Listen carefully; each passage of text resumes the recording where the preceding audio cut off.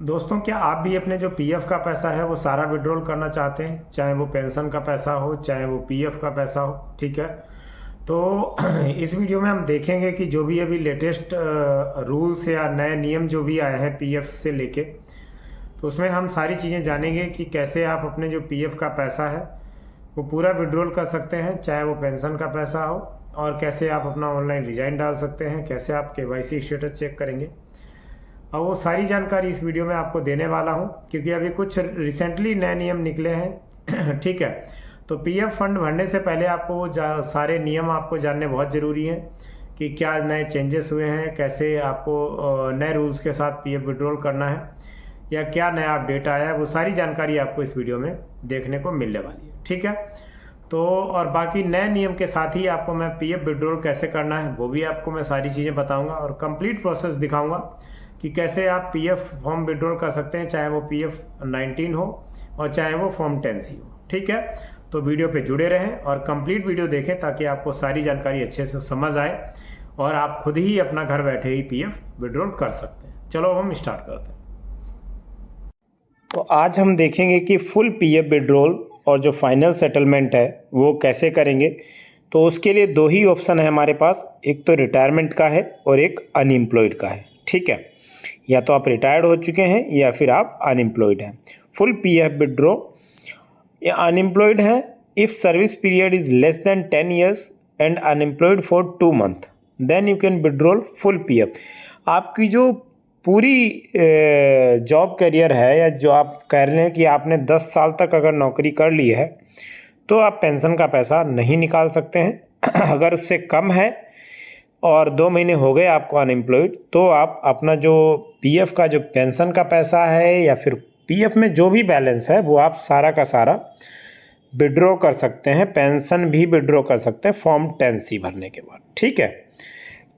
यहाँ पे सारे ऑप्शन आते हैं। फॉर्म 10C आएगा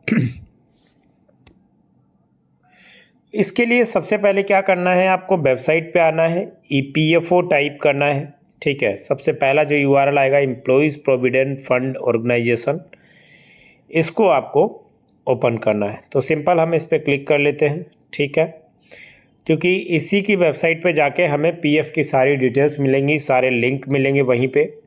वीडियो काफ़ी इंपॉर्टेंट रहेगा, प्लीज़ स्किप ना करें। ये अब हम आ गए हैं ईपीएफओ के मेन पोर्टल पे। यहाँ पे आने के बाद अब हमें ऑप्शन मिलेगा जिसे यहाँ पे दिखाई दे रहे हैं online claim member account transfer, ठीक है। तो इसी टैब पे हमें क्लिक करना है। जैसे ही हम क्लिक करेंगे तो अब हम आ गए हैं यूएन की वेबसाइट पे, यूनिवर्सल अकाउंट नंबर, ठीक है। यूएन की वेबसाइट पे आ चुके हैं। यहाँ पे सबसे पहली जो स्टेप हमें करनी होगी वो हमें अपना जो यूएन नंबर है, पासवर्ड है और कैप्चा है, तीनों चीज़ों को एंटर करने के बाद साइन इन करना है। तो आपको बता दूं आपकी जानकारी के लिए कि अगर आपके पास यूएन नंबर नहीं है, यानी यूनिवर्सल अकाउंट नंबर नहीं है, तो आपको क्या करना है, सिंपल सा आपको अपने इसमें नो योर यूएन का ऑप्शन आता है इसी पोर्टल पे, वहाँ पे जाके अपने पीएफ की डिटेल्स एंटर करेंगे, उसके बाद पासवर्ड बना लेंगे, उसके बाद कैप्चा के साथ आप लॉगिन कर सकते हैं। अदरवाइज आपको क्या करना है, अगर नहीं है यूएन तो नो योर यूएन पे जाके यूएन पता करना है, फिर उसके बाद आपको यूएन को एक्टिवेट करना है, ठीक है। यूएन एक्टिवेट करने के बाद फिर आपको क्या करना है, लॉगिन क्रेडेंशियल बनाने हैं, यानी यूएन लिखना है, यहाँ पे अपना पासवर्ड बनाना है। तो हमने यूएन एंटर कर लिया है, अभी हमें पासवर्ड यहाँ पे दे देना है, जो भी हमने पासवर्ड बना रखा है, पासवर्ड लिख दिया यहाँ पे। उसके बाद कैप्चा कोड एंटर करेंगे और साइन इन पे क्लिक करेंगे। जैसे ही क्लिक करेंगे तो हमारे रजिस्टर्ड मोबाइल नंबर पे, जो भी हमारा रजिस्टर्ड मोबाइल नंबर है यूएन के साथ एंड आधार के साथ, उस पर एक ओटीपी जाएगा। आपको ध्यान रखना है कि आपका मोबाइल नंबर जो है वो यूएन से लिंक होना चाहिए और आधार से भी वही मोबाइल नंबर लिंक होना चाहिए। तो अब आप क्या करेंगे, अपना जो ओटीपी आया है रजिस्टर्ड मोबाइल नंबर पे, वो यहाँ पे एंटर करना है। उसके बाद आपको कैप्चा कोड यहाँ पे एंटर करना है और फिर आपको सबमिट पे क्लिक करना है। मैं आपको बता दूं, वीडियो प्लीज़ पूरा देखना, स्किप मत करना, ताकि कोई भी चीज़ स्किप ना हो, आप अच्छे से देख पाएँ और इसी प्रकार से अपना जो पीएफ का पैसा है वो विड्रॉल कर पाएँ खुद ही लॉगिन करके, ना कि कहीं साइबर सेंटर पे जाके या कहीं, ऐसा कुछ नहीं करना है, ठीक है। तो इस तरीके से अब क्या है कि हम ईपीएफओ में लॉगिन हो चुके हैं। यहाँ पे हमारी सारी डिटेल्स दिखाई देगी, किसका पीएफ है, किसका यूएन है, क्या डिटेल्स हैं, वो सारी चीज़ें आपको यहाँ पे देखने को मिल जाएंगी। मेन पेज में आपकी सारी हिस्ट्री मिल जाएगी। तो जैसे ही आप इस पोर्टल पे लॉगिन होते हैं, सबसे पहले क्या करना है, आपको अपना केवाईसी स्टेटस जो है वो चेक करना है, ताकि आपको एग्जैक्ट पता रहे कि आपकी जो केवाईसी है वो कंप्लीट हो रखी है, ताकि कोई रिजेक्शन ना मिले आपको, या फिर आप पीएफ भरने में कोई आपको असुविधा ना हो। तो केवाईसी चेक करना है आपको। केवाईसी चेक करने के लिए सिंपल आपको मैनेज पे जाना है। ठीक है, मैनेज पे क्लिक करते ही तीसरा जो टैब है केवाईसी का, यहाँ पे आपको क्लिक करना है। वीडियो इतना आसान बना रहा हूँ कि कोई भी अपना पीएफ खुद ही भर सकता है। केवाईसी पे आने के बाद यहाँ पे आपको सारी डिटेल्स आपकी दिख जाएगी, आपकी जो भी केवाईसी हो रखी होगी, चाहे वो आधार हो, चाहे वो पैन हो, चाहे वो बैंक हो। और आपको ध्यान रखना स्टेटस में अप्रूव्ड एंड वेरीफाइड होना चाहिए, तीनों चीज़ें। ठीक है, बैंक केवाईसी सिंपल यहाँ पे आके आपको क्या करना है, बैंक अकाउंट नंबर ऐड करना है, कंफर्म करना है, बैंक का IFSC कोड एंटर करेंगे, उसके बाद वेरीफाई हो जाएगा। इस तरीके से आप केवाईसी चेक कर सकते हैं। केवाईसी में बस यही है कि आधार पैन होना चाहिए। मार्क एग्जिट भी बहुत इंपॉर्टेंट है।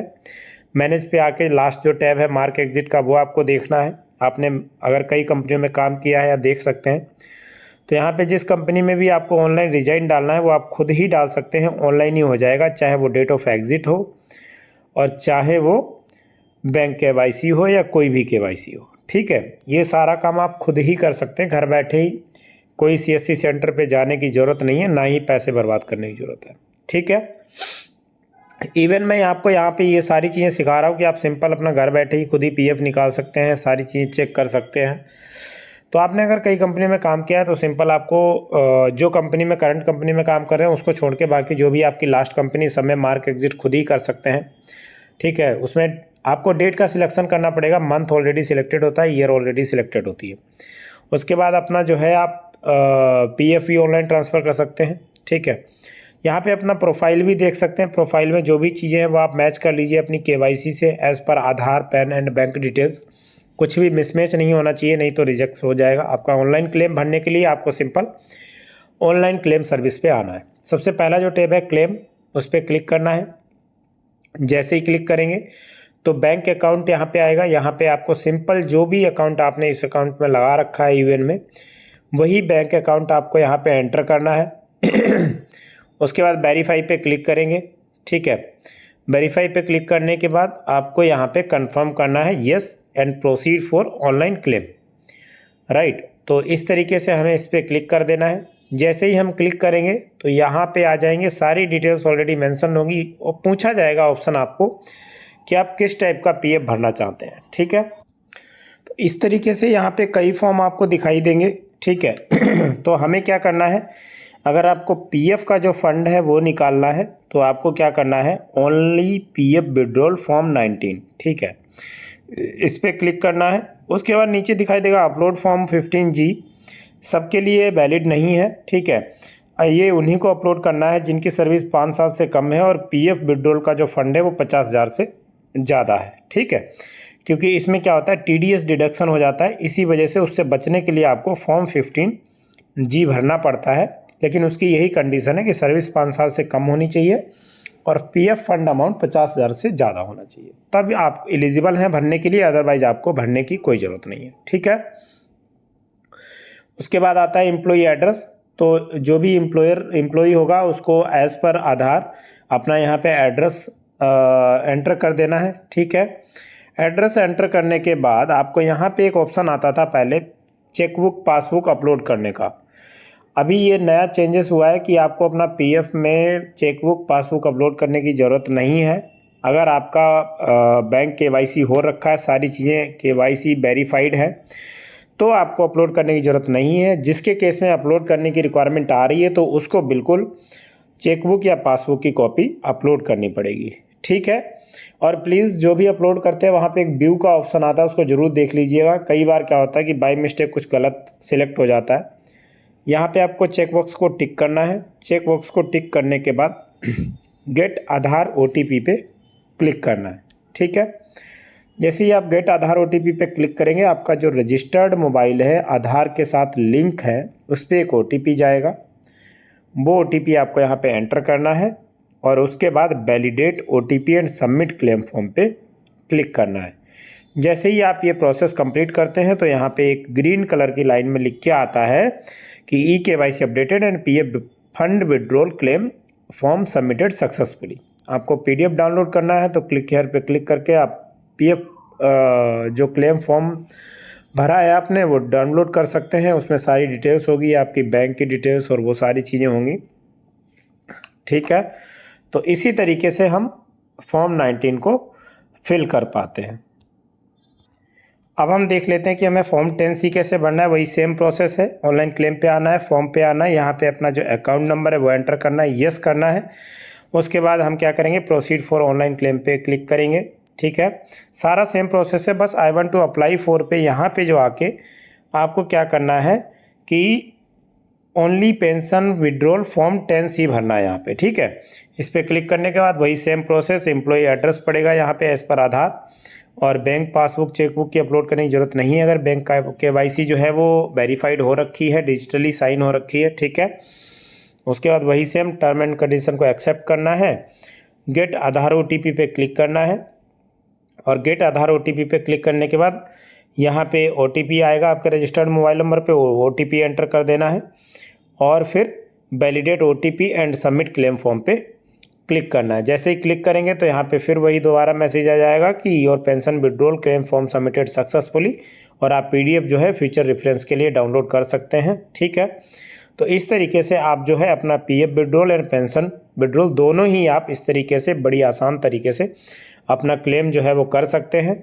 और ये जो है इसके बाद PF ऑफिस में पहुँच जाता है क्लेम आपका, और विदिन 7 डेज़ के अंदर आपका जो क्लेम है वो सेटल्ड हो जाता है। आपके पास मैसेज आते रहेंगे, claim has been processed and settled, ऐसे इस टाइप के मैसेज आपको मिलते रहेंगे, ठीक है। कुछ अगर टेक्निकल इशू रहता है, कुछ ऐसी दिक्कत रहती है तो 20 डेज़ का टाइम लग जाता है मैक्सिमम, अदरवाइज ऐसा कुछ नहीं है। विदिन 7 डेज़ टू 10 डेज़ में आपका PF जो है वो आपके अकाउंट में भेज दिया जाता है, ठीक है। वीडियो अगर अच्छा लगा हो तो लाइक शेयर सब्सक्राइब जरूर करें और ऐसे ही चैनल पे जुड़े रहें। तो बहुत बहुत धन्यवाद। जैसा कि आपने देखा कि हमने इस तरीके से जो है अपना PF का जो पैसा है वो क्लेम फॉर्म जो सबमिट करना था वो कर दिया है, चाहे वो फॉर्म 10C हो चाहे वो फॉर्म 19 हो, ठीक है। तो इसी तरीके से आप लोग भी अपना घर बैठे ही PF विड्रॉल कर सकते हैं, कहीं जाने की ज़रूरत नहीं है। और मेरा वीडियो बनाने का मकसद यही होता है कि जितना ज़्यादा हो सके आप अपने काम खुद ही करें, किसी पे डिपेंड ना रहें, ठीक है। और इसी तरीके से आप चैनल से जुड़े रहें, सीखते रहें और साथ में रहें, ठीक है। तो उम्मीद करता हूँ वीडियो में दी गई जानकारी आपको अच्छे से समझ आई होगी। अगर प्लीज़ समझ में आई है तो चैनल को लाइक शेयर सब्सक्राइब जरूर करें और चैनल से हमेशा जुड़े रहें। आज के लिए इतना ही, फिर मिलेंगे एक नई वीडियो के साथ। और अगर किसी को कुछ डाउट या पूछना है तो कमेंट जरूर करें। जय हिंद, जय भारत।